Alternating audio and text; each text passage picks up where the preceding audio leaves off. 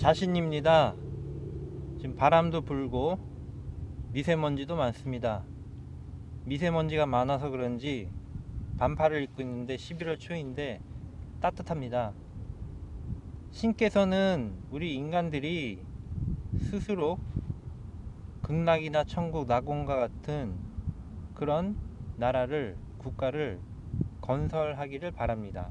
왜냐하면 신께서 우리에게 직접적으로 그렇게 만들어 주지 않기 때문입니다. 지금까지도 그랬고 앞으로도 그럴 것입니다. 그러므로 여러분이 살기 좋은 국가를 만드는 것은 여러분들의 힘으로 인해서 그렇게 되는 것입니다. 그리고 그 힘은 정치가에게 있는 것이 아니라 여러분에게 있습니다. 여러분 자신에게 그 능력과 힘이 있는 것입니다.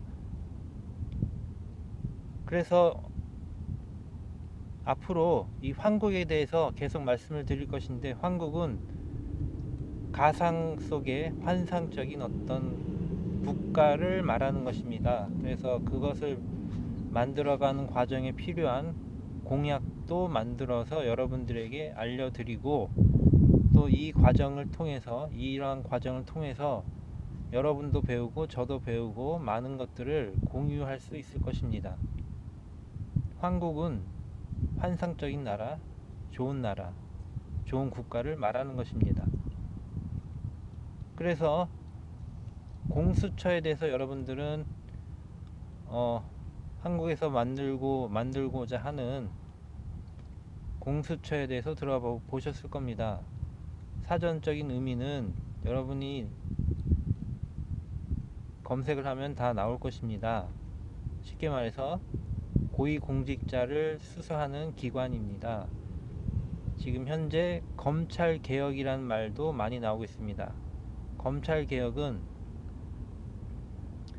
검찰들이 가지고 있는 권력이 너무나 막강하고, 그로 인해서 검찰과 권력기관이 결합된 순간 여러가지 피해 사례나 폐해가 많이 있다는 거고, 그것들을 견제할 수 있는 이 검찰의 권력을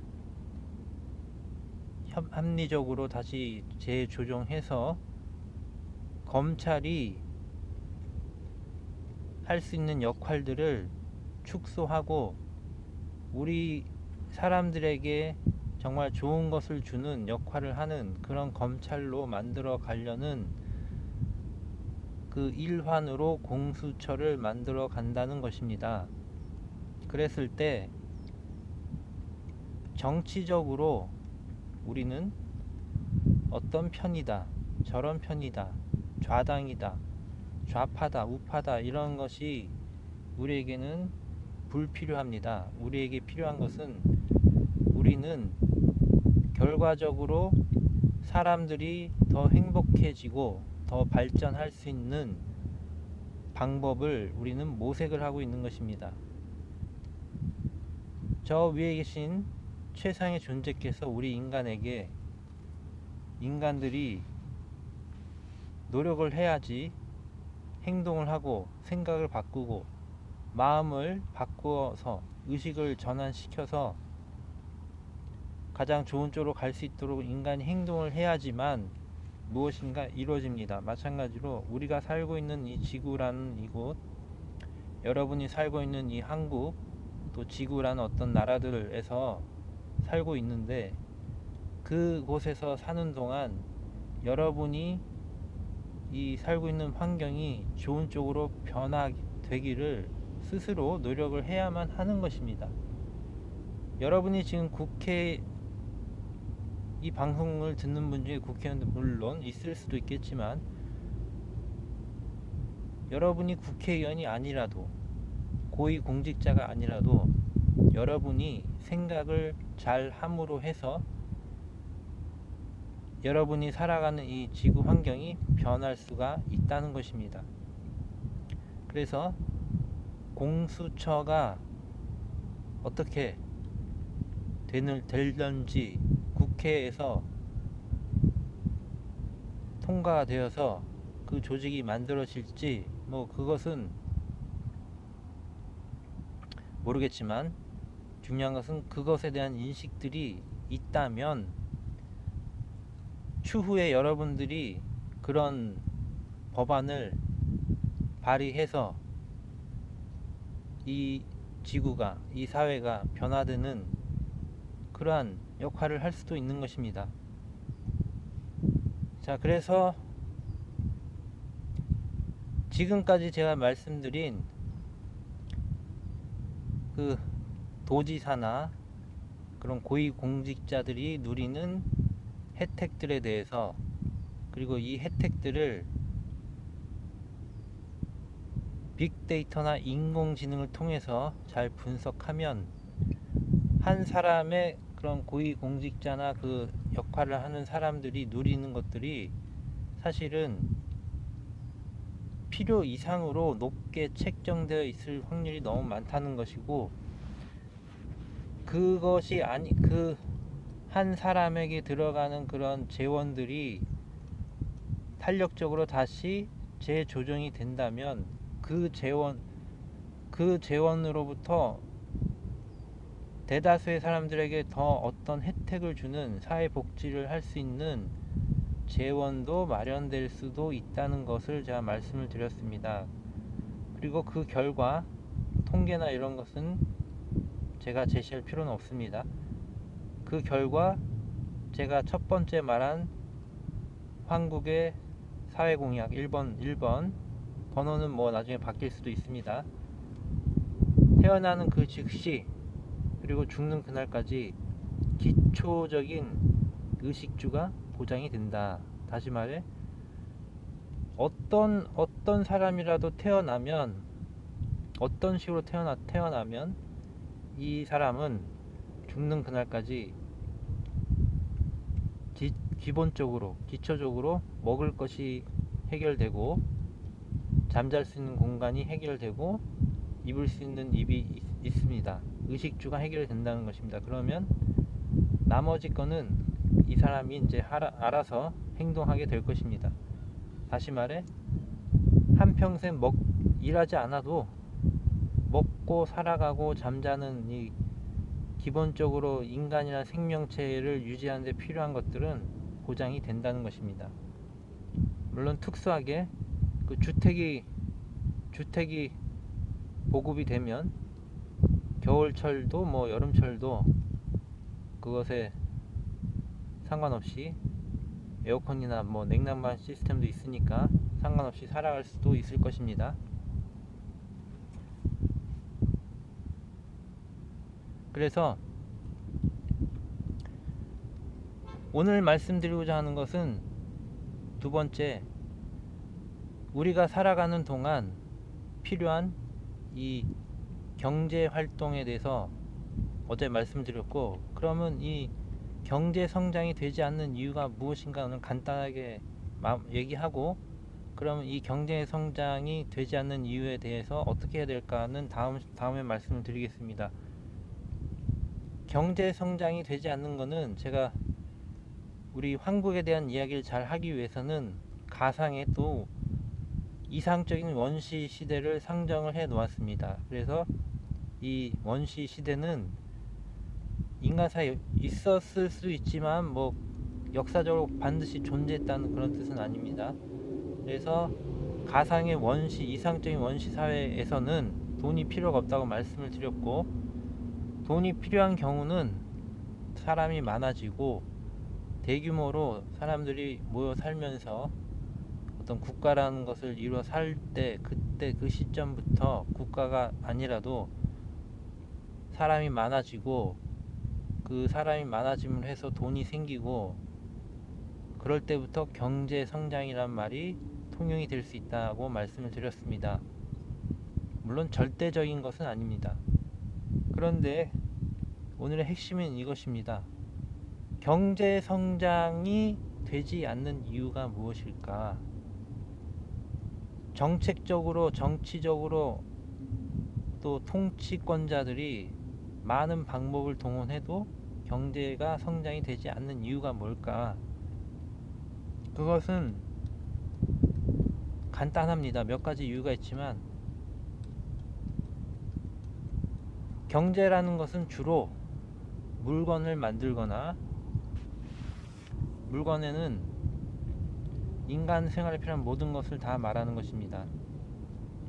지금 제가 이렇게 우산을 가지고 있는데, 이 우산도 물건이고, 집, 주택, 또 신발, 옷, 가방, 이 모든 것, 또 교통수단, 이 모든 게 경제의 한 부분입니다. 근데 왜 경제가 성장이 되지 않고 자꾸 경제가 하락할까?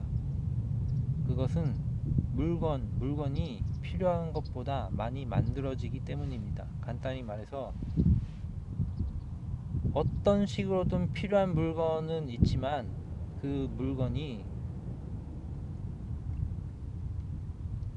어느 순간부터는 너무나 많아지게 된 것입니다. 너무나 많아졌고 필요가 없는 상황에 도달했기 때문입니다. 그렇기 때문에 경제가 어느 순간부터 성장을 하지 못하는 것입니다. 그렇기 때문에 앞으로의 이 사회는 경제를 성장시키는 것, 불필요한 물건들을 계속 디자인을 개선한다든가 이렇게 해서 계속 물건을 소비하게 하는 것이 아니라, 추후에는, 나중에는 오히려 꼭 필요한 물건들을 생산하게 하는 방법을 강구해야 되고, 그것이 경쟁이나 자본주의적 그런 똑같은 회사, 예를 들면 이 우산을 만든 회사가 굳이 10개가 있을 필요가 없는데 하나만 있어도 되는데 10개를 만든다든가, 이것은 왜냐하면 자유 경쟁이니까, 시장의 원리니까. 그런데 이 시장의 원리나 이 자유 경쟁, 이 원리가 때로는 아주 해악이 될 수도 있는 것입니다. 지금은 자유 시대니까 자유롭게 만들 수 있겠지만, 물론 특수한 업종들은 내가 만들고 싶어도 만들 수는 없습니다. SK통신이나 통신회사들, 또 지금 저도 저가 항공사를 많이 애용하는데, 저가 항공사를 내가 만들고 싶다고 해서 만들 수 있는 것이 아니듯이,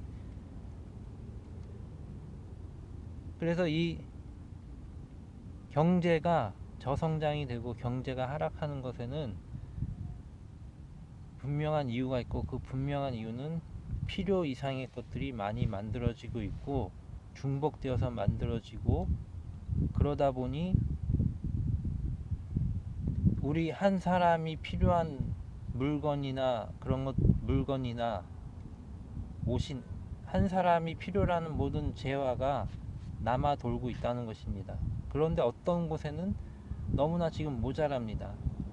이 불균형을 어떻게 해결해야 될지, 물론 이것에 대한 그 해답은 아니고 이것에 대한 모색들이 당연히 들어 있습니다. 그래서 앞으로 이 경제에 관한, 우리 한국에서 이 경제에 관한 공약이라고 말할 수 있는 것은, 공산주의는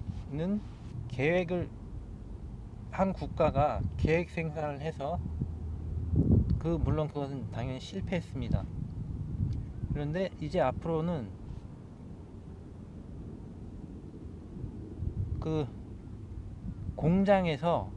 특수한 공장에서 우리가 필요로 한 만큼을 우리가 주문을 해서 디자인이나 이런 거 자기 입맛에 맞게 만들 수 있는 지금 시대로 가고 있습니다. 이것이 하나의 해법이 될 것입니다. 앞으로는